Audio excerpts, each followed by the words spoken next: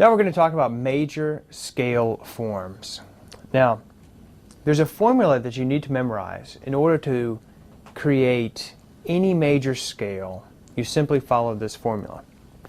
Whole step, half step, whole, whole, whole, half. So 2 wholes and a half, 3 wholes and a half, and that's W-H-O-L-E. What that means is whole steps and half steps. And what that means is I can start on any note on the entire fretboard, let's say G, and if I follow that simple formula, I'll have a major scale. Now, if I go from G, a whole step would be from G all the way up to A, okay? Because remember, a half step is from one fret to the next. So skip one fret, G to A, that's a whole step. Now remember the formula, whole, whole, half, whole, whole, whole, half. So whole, whole, half, whole, whole, whole, half. So once I have that formula memorized, I can make any major scale. Let me play that for you one more time, and you can just listen this time and see if you can spot the whole and half steps.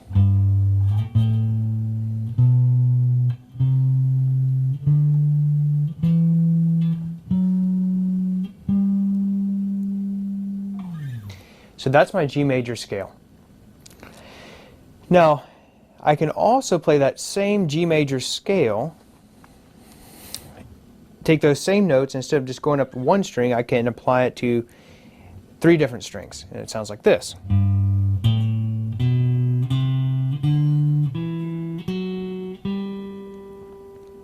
Okay, so there's my G major scale on those strings. Now I'm only playing that in 1 octave, meaning I'm only going from 1 G to this G. So that's a G major scale in 1 octave. Now if I wanted to play it in 2 octaves, I would play it like this.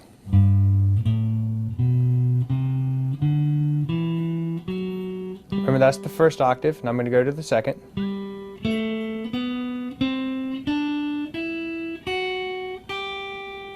Okay, now I'm going to come back down.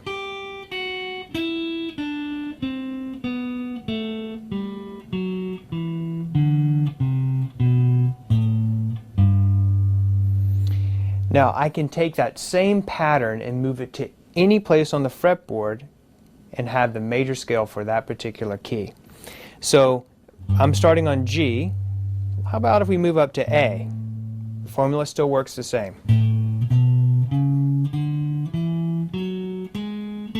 That's the A major scale in 1 octave, and now I'll play it in 2.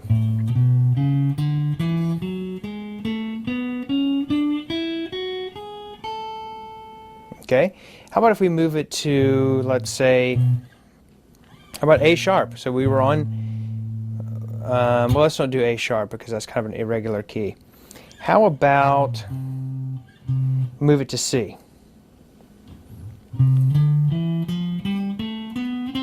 So there's my C major scale in 1 octave, and I'll play it in 2.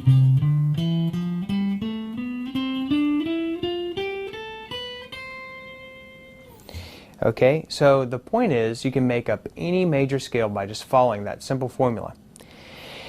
Now, one thing that you'll pick up on is that solo guitarists will use the scales in multiple positions.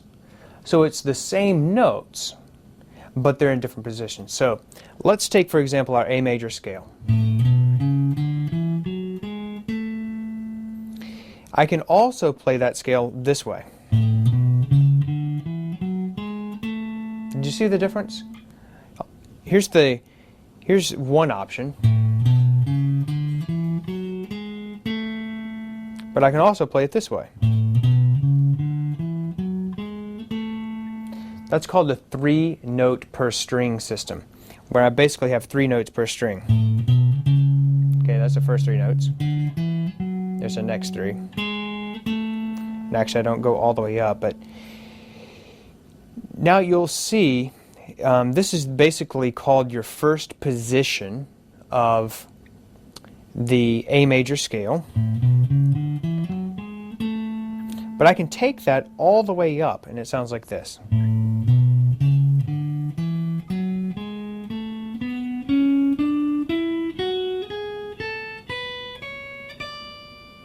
Okay, so that would be my first position in A major. Now, if I go right up the scale, here was A, remember? And if I go up to B, I can start on B as well. And I'll show you why this is so important to know all the positions in just 1 second. So we've learned the first position. Now I'm moving up the scale from A to B, and this time I'm going to start on B. And I'm going to play the notes in the A major scale starting on B, which is going to be my second position.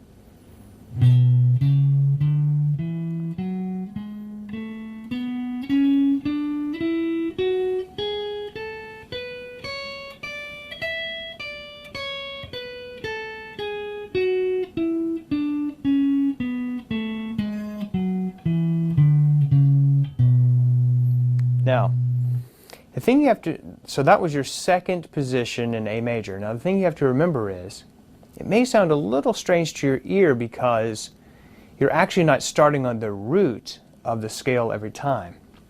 What that means is the root in the key of A is A. The root in the key of E is E. The root in the key of G flat is G flat. But as we're moving different positions, we're starting on different notes of the A major scale. So notice that when I started here, that's a very recognizable major scale. But when I start on B, B isn't the root of A. So it's going, the first three notes sound a little different. Okay, that sounds minor, doesn't it? That's because I'm starting on B, I'm moving to C sharp and going to D.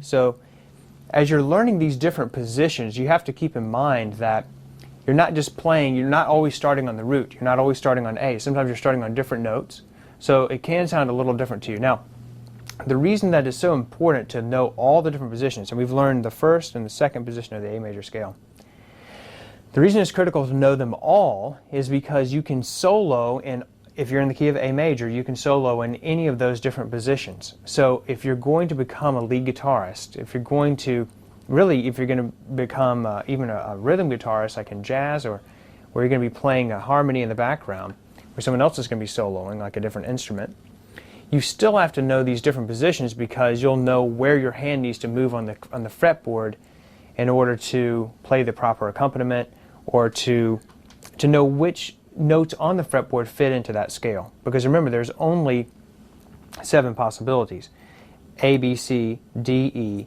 F, and G. Okay, and they're sharp or flat equivalents. Okay, now we've learned the first position A, we've learned the second position A, now we're going to learn the third position in A. So I'm starting on, remember I started on A, we went up to B, that was my second position. Now I'm moving to C sharp. Okay, starting here for third position A major scale.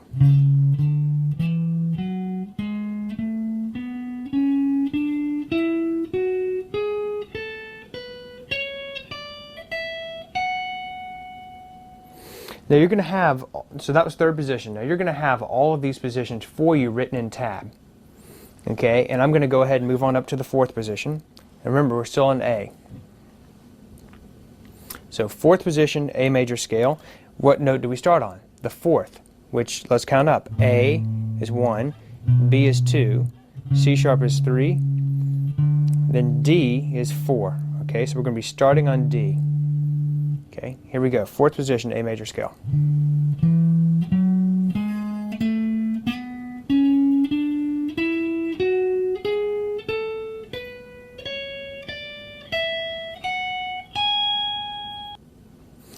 Now let's do the fifth position, A major scale. Now we have to start on the fifth, so let's count up. A, B, C sharp, D, E is the fifth, okay? Because that's the fifth note in the A major scale. So here's my fifth position, A major.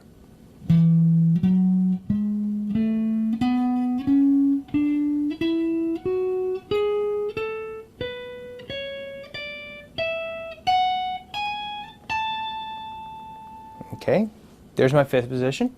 Now let's move on to sixth position. So let's count up. 1 is A, 2 is B, 3 is C sharp, 4 is D, 5 is E, 6 is F sharp. So my 6th position is going to start on F sharp. And it's going to be a little bit difficult for me to play up in this area of the fretboard, which you can. But I'm going to move it back down to the 2nd fret. Instead of starting on the 14th fret, I'm going to start on the 2nd. And the reason is they're the same notes. The notes on the 2nd fret are the same as the ones played on the 14th fret. So my 6th position can start, as long as it starts on the 6th of A, which in this case is F sharp, then I can start on any F sharp I want. And so I'm going to choose to start on the F sharp down here because it's going to be easier for me to play. So 6th position, A major.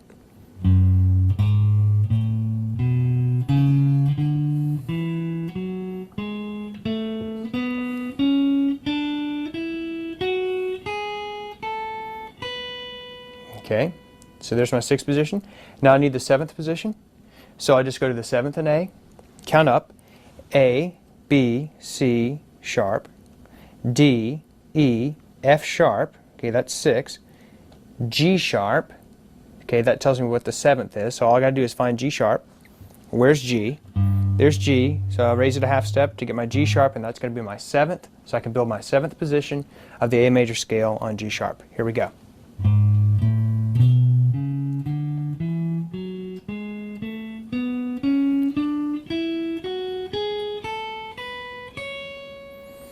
And then if I go from the 7th up to the 8th, I'm back at A again. I have my root position. Okay, so now, I know that's a lot of theory and it's a lot of notes to memorize, and there are 7 different positions. But here's the key. Now that you know the A major scale and all of its positions, you can transpose the A major to A flat major. You can take it to G, you can take it to D, you can take it to any different key you want, and as long as you follow the pattern of whole, whole, half, whole, whole, whole, half, you'll always be able to create that key. And then once you memorize those positions, which I've given you the tab to now for the A major scale, you can take it and take those positions and just slide them up and down the keyboard, and you can play in any key there is. So what I want you to do now is I want you to practice the A major scale in all of its different positions. And like I was just going all the way up, what I want you to do is go all the way up and then all the way back down each position. So let me give you an example. If I was in root position in A, this is the way I would want you to practice it with your metronome. Let's take it down to, let's do 120 beats per minute. So here's the way you should practice this. Root position or first position A major.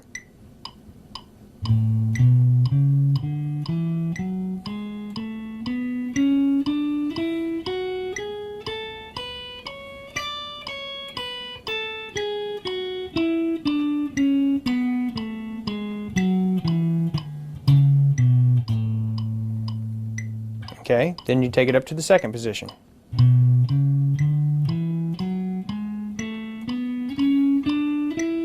And so on and so forth. And you go all the way up and all the way back down. And once you memorize those patterns, I want you to, in A, I want you to take them and move them to any different key that you want. So if, let's say you started in A, move it on up to B, try it out there in those positions, all 7.